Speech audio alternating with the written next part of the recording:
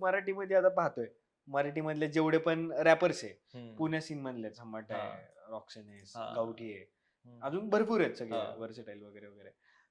आणि तू हा. तुझ्या ह्याच्यात मला मी कधी शिवी नाही ऐकली, दिली असेल तरी ती एक आहे, पण ह्यांच्या वैतागून. गाण्यांमध्ये बाकीच्यांमध्ये शिव्या असतात प्रॉपर, मेजर. ते मेजर शिव्या असतात. तुझी एक स्टोरी पण तू ठेवली होती की काहीतरी शिव्यांच्या रिलेटेड होती, की गाणं म्हणतात का शिव्या देतात हे फिगर आउटच होत नाही. सो तुला काय वाटतं ह्या सगळ्या लोकांबद्दल? मला वाटतं शिवी देण्यात प्रॉब्लेम नाही, राईट.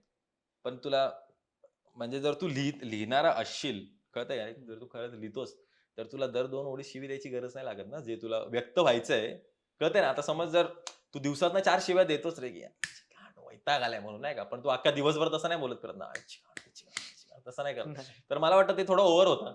नाही का, ते आपण डिफरन्शिएट नाही करायला जमत आहे रॅपरांना. का ते मला आता माहिती नाही, त्यांची लाईफस्टाईल तशी असेल. बरोबर. किंवा आता फॉर एक्झाम्पल मला म्हणजे मी तसली गाणी माझ्या आई-वडिलांना कधीच नाही ऐकवणार रे. कळतंय का?